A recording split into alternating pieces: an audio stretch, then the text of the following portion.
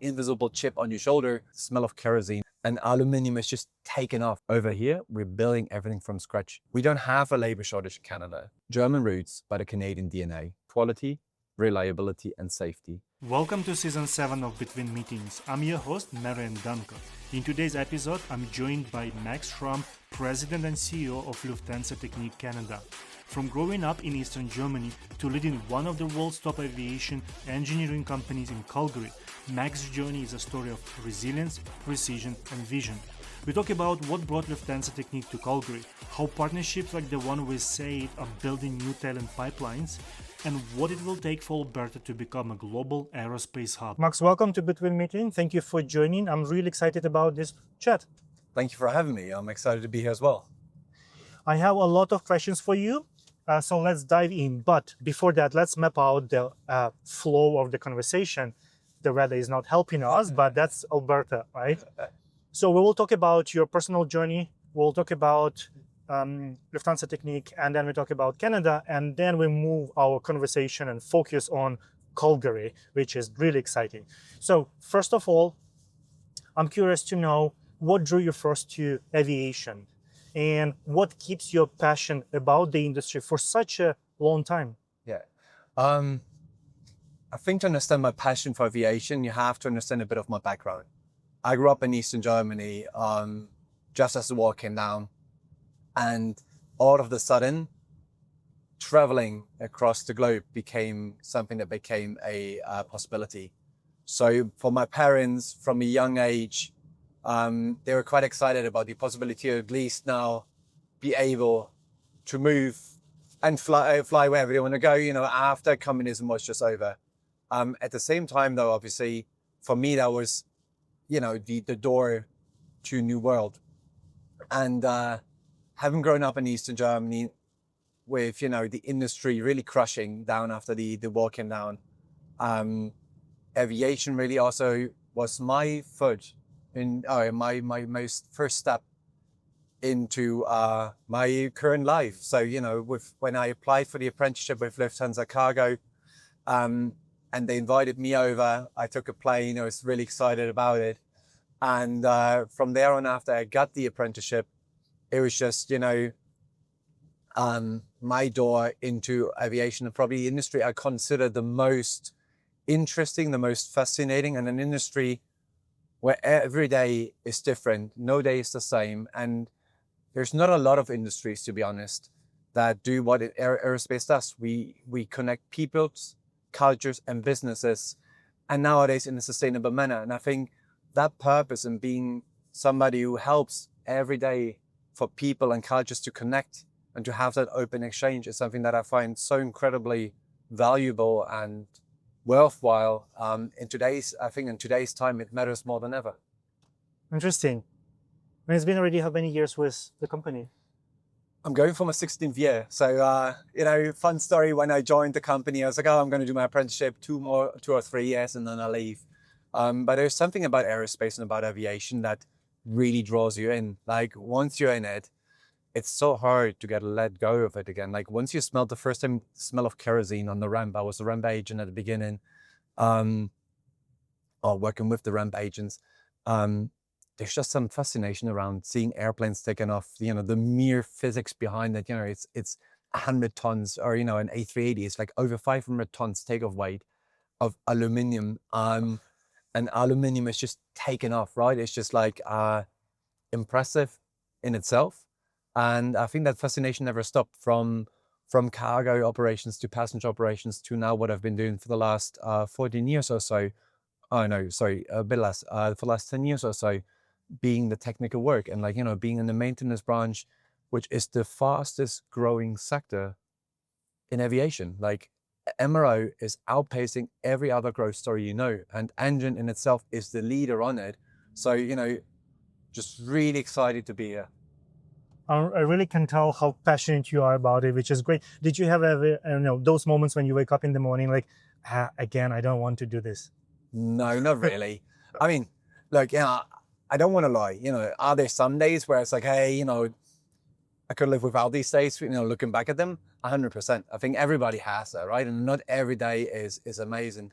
But is there a day where I'm like, I really need to drag myself to work. No. And to be honest, like who I am as a person, I rather than in that case quit and like leave it than, if I really feel I have to drag myself there. I just find like every day I have the opportunity to connect with people, to discover new ways of doing things, but also understanding the impact we have on people, impact with on the industry, on partners, on young students, which I find so fascinating. It motivates me every day, honestly, to just try a little bit harder and try to do things a little bit better. What brought you personally to Canada, and how has the experience of leading the global brand from here compared to your earlier roles in Europe? Yeah. I've always been a bit of a globetrotter, to be honest, right? So I went to school in the UK for a tiny bit, just because I wanted to experience a different culture. I was always very interested in terms of seeing what else is there outside of Germany. And I think that sort of general mindset and that, genuine interest drove me also when, to take that opportunity when it was offered to me roughly 7 years ago to move to Montreal in Quebec to run our sales operation there together with our customer service. And it was, interesting. I always joke about it. I was intended to do it for 2 or 3 years. And I was like, I'll try it out for 2 or 3 years.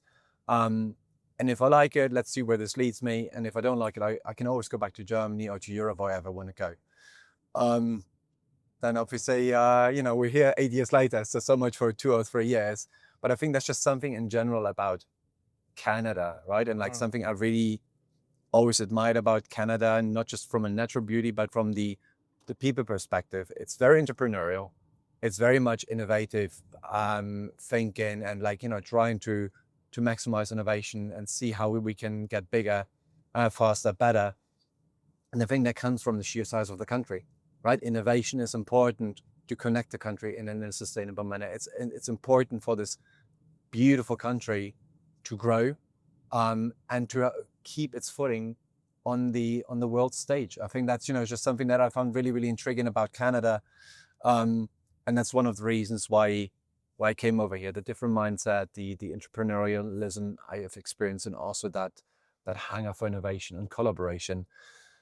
What's different to Europe, I think, especially working for the Lufthansa Group in Germany or in Europe, a lot of things are already established, right? A lot of things are, and that there's no judgment in it. It's just a lot of things are already existing for a long, long time. Over here, we're building everything from scratch. So Canada kind of also gave me personally the possibility, the opportunity to do things differently, to take what is good from Germany and work on the stuff where I would say, hey, maybe, there's stuff we can improve on. And I think that's really what I found so interesting. And I think that's probably still the biggest lessons learned for me, the opportunity, the chances you have in Canada. Mm-hmm. As CEO and president, you overview strategy, culture, operations. Those are the three important pillars.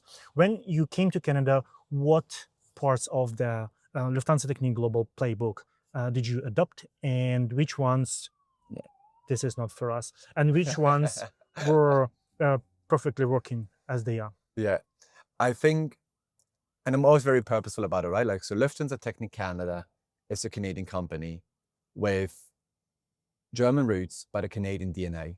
And those German roots are really based on, I think, 3 core values we have as a Lufthansa group, but also as Lufthansa Technik, which is quality, reliability, and safety.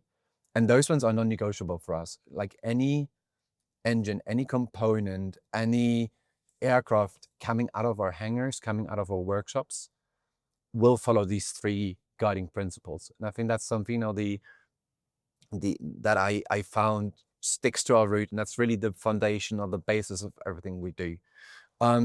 What we've adapted is how do you achieve that culture? How do you achieve a work environment and a company that really embeds these qualities? So because we're we're smaller, we're therefore a little bit more nimble, we can act faster. We can implement and try out stuff. We've created what I call a fail forward culture, where we also just do something, try stuff out, try storming. I often call it jokingly, it's a mix of brainstorming and trying. Just try, see if it works. And if it doesn't work, learn from your failure. In every failure, and I dislike the word failure because I think it's so negatively connotated. In every challenge you face, there's so much opportunity to learn. And I think that's just really, that helps us where we can be genuinely a little bit more nimble, faster as a company here in Canada. And secondly, I think also our focus on local impact, on local partnerships. I think that's something where, you know, like also Germany gives us that freedom to explore and say, what is it that works best for a Canadian company, not what works best for a German company. So interacting with schools, post-secondaries, with our government partners, with our industry partners, just something, you know, that we've really adapted here quite well. You helped secure over 150 million in investments, also grew the team to over 180 people, probably even more now, right? And also establish a major engine repair facility. This is quite an achievement. What do you think was the biggest factor behind that success? Maybe to put it in perspective first, right? So the reason why we're doing this is what we call our industry, our vision and mission is called Ambition 2030. And Ambition 2030 means that the Lufthansa Group is participating in the fastest growing market in aerospace, which is maintenance, repair, and overhaul, and specifically on engine maintenance in a disproportionate fashion. And that kind of set out for us our theme where we want to be. We want to outgrow the market. We want to introduce new capabilities, new technologies, and new ways of doing things here in Canada. And that's, you know, what drove us as a passion and our strategy that then met the opportunity of Canada wanting to diversify its production. What is probably the biggest success factor behind us being here is to a certain degree resilience, right? Something that I've learned growing up in Eastern Germany, to never give up, to always prove that things can be done. And that resilience was instilled from me from a very young age. I know you come from Ukraine as well. So, you know, Eastern Germany, like if you come from Eastern Germany in the past, you always had a bit of a stigma. You had, you know, that invisible chip on your shoulder, where people said, hey, you're coming from the East, you know, schooling system isn't the same and all of that stuff. So you always had to prove yourself. And that's something, you know, that went through university with some of the comments that went through like education in general, and always said like, I will not give up, I'll prove it can be done. And I think that's the same thing that drove us over here to say, we had the vision to create something meaningful.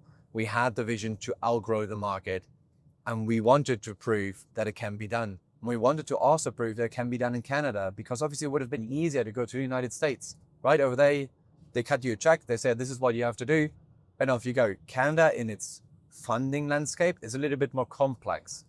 I'm not saying disadvantageous, just more complex. So to understand that diversity and that challenge of different funding mechanisms and how do they all play together, that's something we had to understand. Sometimes it was a bit frustrating, but again, resilience helped us to just push through it. I think honestly, that's probably the biggest success factor. And that, you know, then brought together with the industry over here being excited, you know, partnerships with both secondaries, a readily available talent pool, and a willingness by the government to make it happen. I think all of us joining and aligning beyond that target or behind that target really is what actually made this such a big success story. I like that reflection. Thank you for sharing. Looking ahead, what are the top priorities for you for Lufthansa Technik Canada in the next 3 to 5 years? Yeah. Well, I guess put your money where your mouth is at, right? Germans and a German company, we tend to often under promise and over deliver. You know, we're more of the understatement sort of kind. So we announced the construction, we announced the hiring of the people, and we're well underway on it. We're often probably not as vocal about it than some of our competitors and probably also some of the other industry partners. But really the focus for the next 3 to 5 years is to ramp up the engine shop and the first of its kind tester for the new engine types here in Canada, and bring that to life by the end of 2027. Secondly, to drive the development of the workforce. As I said, we're well underway on hiring these mechanics, but we continue to grow year over year over year. And we're looking at plans to even further accelerate such growth, you know, if it commercially makes sense for all of us. And then last but not least is build a workforce pipeline through our Fuel the Future initiative. I was talking to our team earlier about it. I'm always getting a bit frustrated when I'm sitting on these panels and people are talking about a labor shortage. Mm-hmm. We don't have a labor shortage in Canada.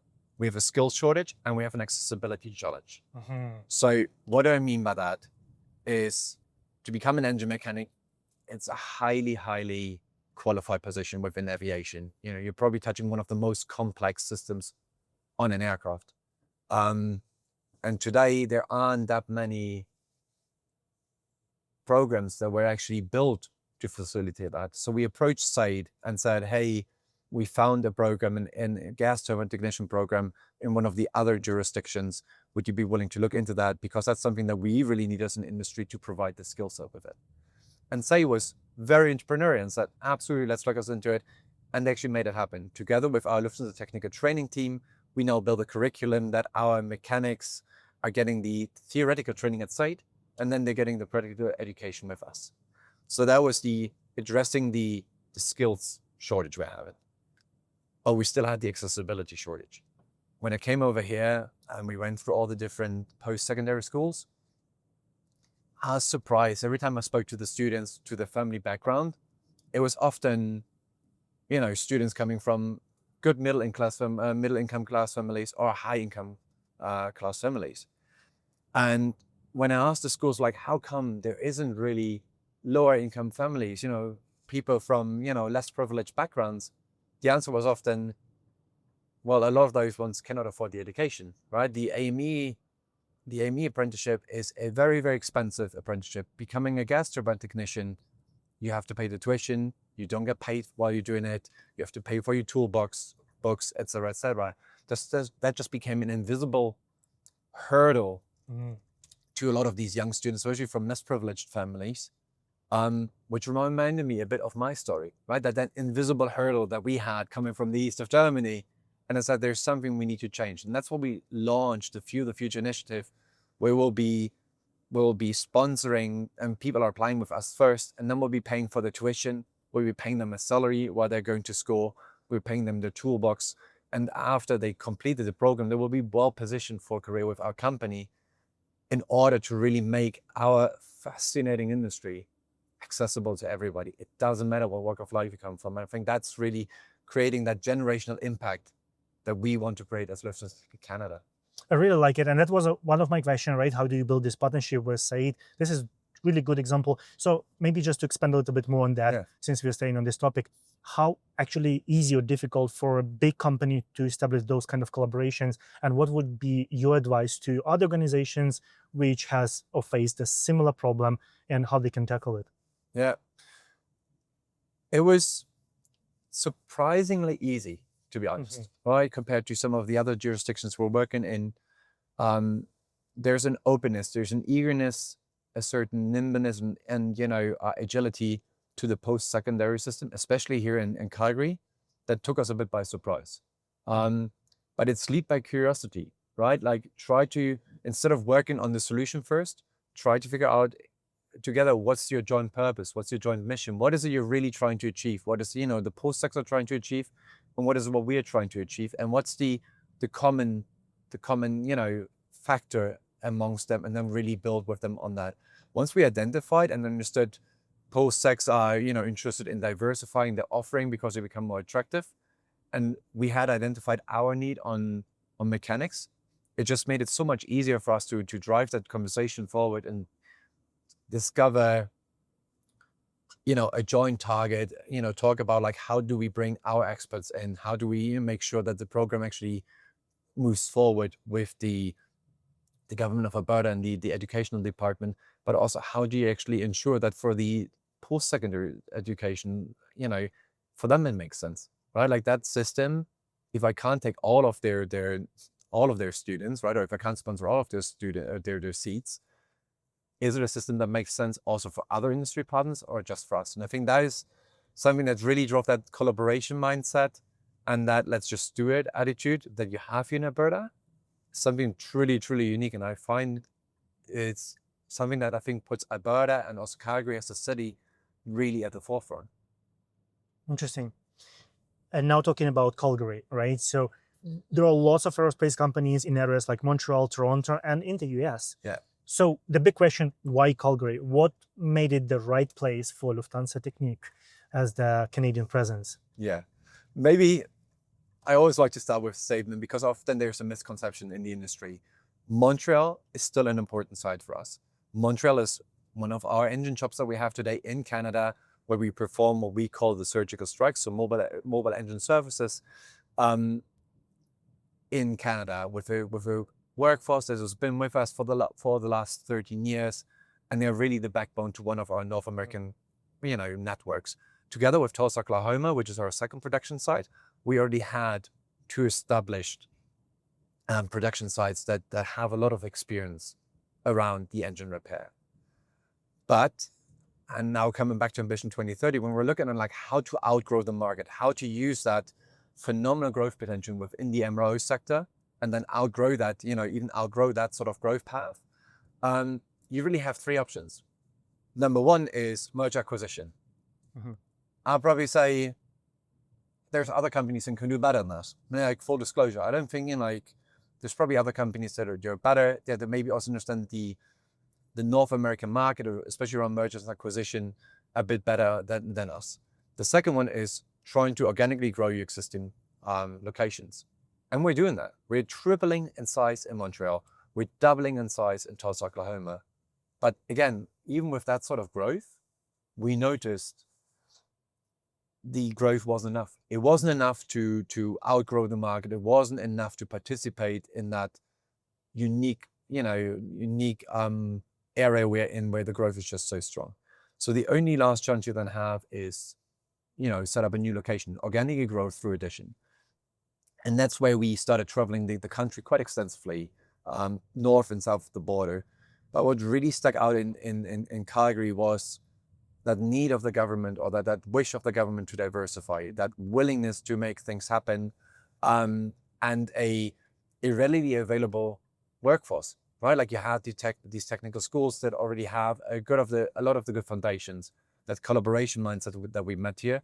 And last but not least, obviously also a strong customer base. Mm-hmm. You have our anchor customer, WestJet, based here. You also have customers such as Flair and Air Canada operating quite heavily into the western part of Canada. And you also have some of the other US customers just south of the border, being in the vicinity around 12 trucking hours here to Calgary. So that's also really important. But at the end of the day, what really blew us away is just that can-do attitude, that wish for Calgary to make it happen, and our ability now to cover Canada strategically from east to west. Right? Eastern Canada is going to focus on what we call the A220 and E-jets, Embraer jets.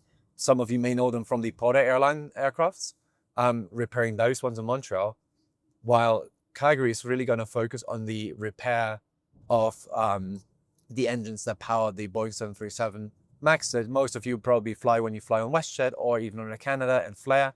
But also, there's other options around the LEAP engines, with the A320 maybe later down the road. And I think that for us really was the reason why Calgary, it was where we say our ambition met the opportunity. Mm-hmm.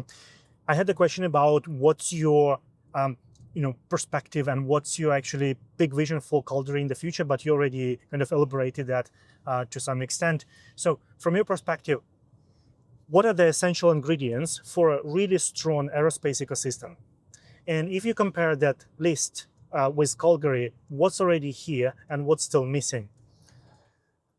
I think we have a lot of good key ingredients here. You have a collaboration mindset, you have innovation, you have the infrastructure to a good chunk already in place, as well as a talent pipeline are in research and development. All of that stuff is here. What is still missing for me is that the connection between all of these companies. Everybody's kind of doing their stuff, but there's no yet, connection between all of these companies. I always described it when I came over here, Montreal in Montreal and Quebec. That's a phenomenal job connecting industry partners, connecting the dots, and become that voice towards also the government, speak on behalf of its members, but being driven by its members. And I think that's probably something where we in Alberta and in Calgary can still work on. How do we connect?